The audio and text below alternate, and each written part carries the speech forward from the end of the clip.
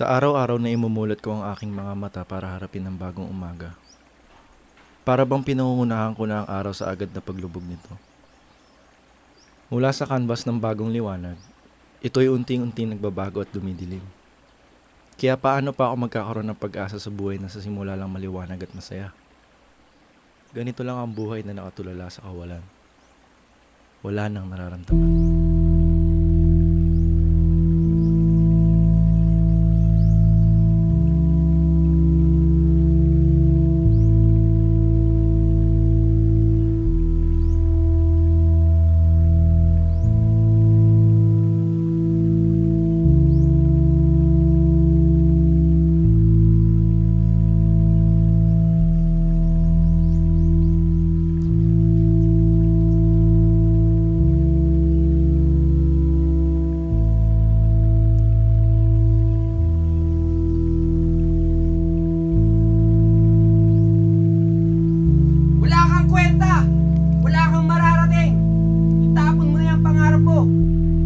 Tapon mo na yung pangarap mo.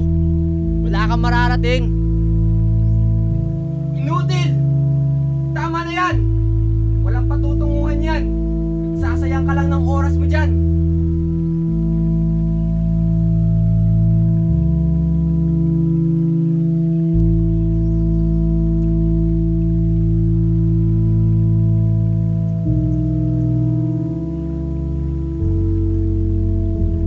Bagong simula, bagong pag-asa.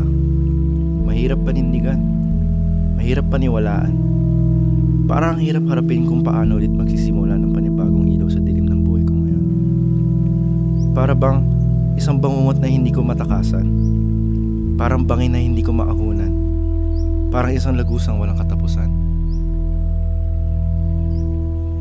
Pag-asa at pananampalataya sa bagong bukas.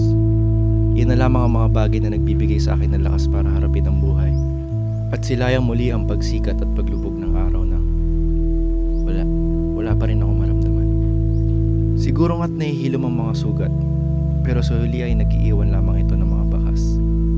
Mga marka ng sakit, pagtapak at bagsakan na hindi